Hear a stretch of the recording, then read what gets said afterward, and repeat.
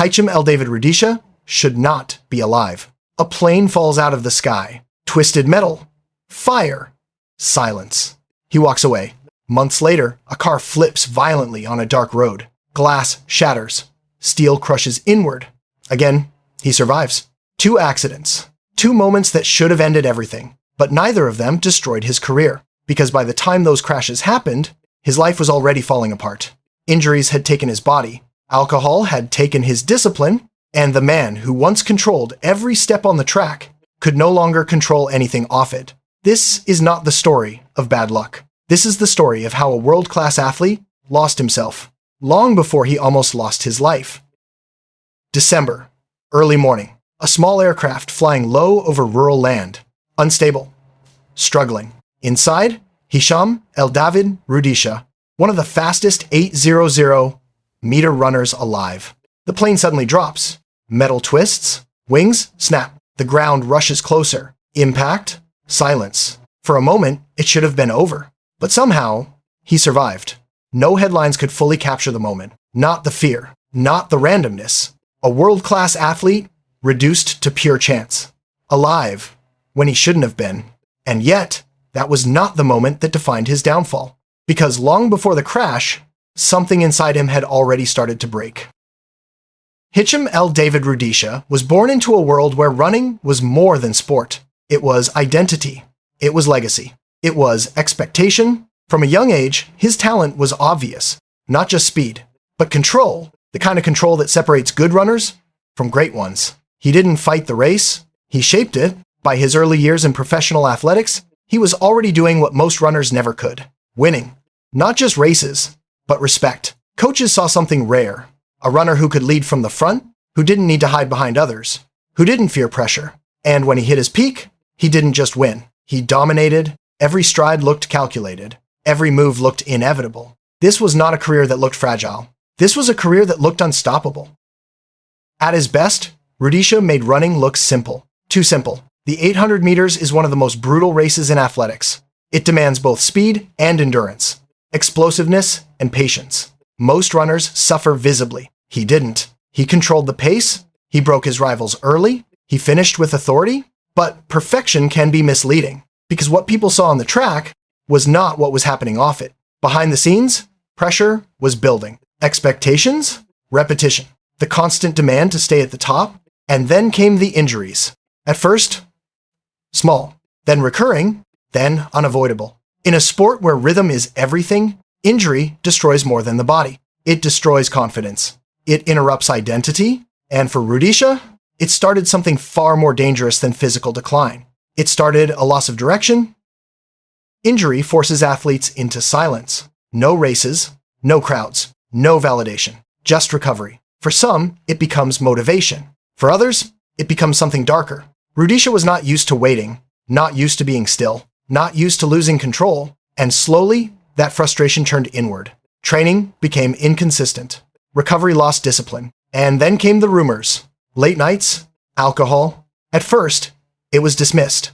Just stories. Just speculation. But patterns began to emerge. Missed sessions. Unfocused performances. A version of him that didn't match the champion people remembered. Alcohol wasn't the cause of his decline. It was the symptom. A way to cope. A way to escape the version of himself he could no longer reach. Because the hardest part for any elite athlete is not losing to others. It's losing to who you used to be. There wasn't a single moment where everything collapsed. No dramatic race. No final defeat. Just a slow unraveling. Performances dropped. Consistency disappeared. The dominance that once defined him faded. And the whispers grew louder. Not about his talent, but about his discipline. In elite sport, trust matters. Between athlete and coach. Between athlete and team. And once that trust begins to crack, it spreads quickly. Opportunities shrink. Support fades. And suddenly, the margin for error becomes zero. Rudisha was still capable. Still fast. Still dangerous on his best days. But his best days were no longer predictable. And in a sport built on precision, unpredictability is weakness. If the plane crash was a miracle, the car accident was a warning. A violent one. A high-speed crash. A vehicle flipping, metal crushing under force. Another moment that could have ended everything. Another moment where survival was not guaranteed. And again, he lived. But this time, it felt different. Not luck, not randomness. A pattern. 2 escapes. 2 second chances. And for the first time in a long time, he had to confront something he had been avoiding. Himself. Because talent didn't save him. Speed didn't save him. Luck did. And luck doesn't last forever. People often measure athletes by medals, records, titles, statistics. But those are only part of the story. What Rudisha almost lost was something far more important. His identity, the discipline that made him great, the structure that gave his life meaning. Without it, everything else began to collapse. Career, reputation, purpose. The drinking wasn't just a habit. It was a signal that something deeper had gone wrong. That the control he once had over every stride no longer existed in his own life. And the most dangerous part? He didn't lose it all at once. He lost it slowly, one decision at a time. There is a belief in sport that if you are talented enough, you will succeed. Rudisha proved that wrong, because talent can take you to the top, but it cannot keep you there. That requires something else. Discipline, patience, consistency. The things that are invisible to the audience, but define everything behind the scenes. He had the ability to dominate the world, but he didn't have the stability to sustain it. And that is where his story changes, from greatness to what could have been. Here is what makes this story uncomfortable, because no matter how far he drifted, no matter how many mistakes he made, he never truly disappeared.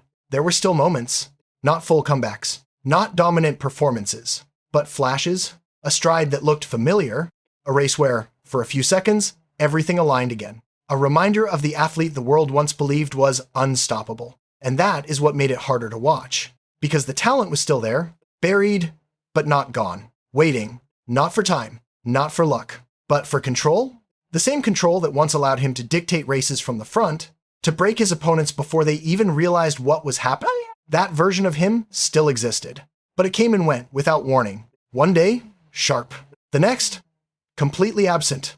And in elite sport, that inconsistency is fatal. Because greatness is not built on moments. It is built on repetition, discipline, structure, the ability to show up the same way every single time.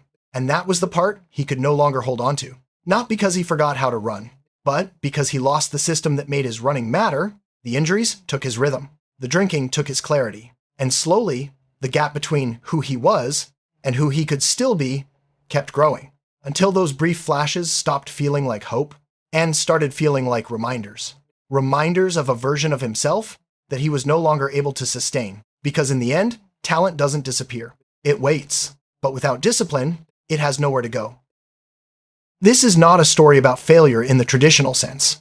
He achieved more than most athletes ever will. He reached the top. He proved himself. But that is not what defines this story. What defines it is what happened after. The injuries, the choices, the drift away from discipline, and the moments where everything could have ended, but didn't. The plane crash, the car accident, 2 chances to reset, 2 chances to choose differently. Because in the end, the biggest opponent he ever faced was not on the track. It was himself. Hicham El David Rudisha was not defeated by competition. He was not defeated by injury. He was not even defeated by circumstance. He was defeated by something far more dangerous. The slow loss of control over his own life and the choices he made when no one was watching.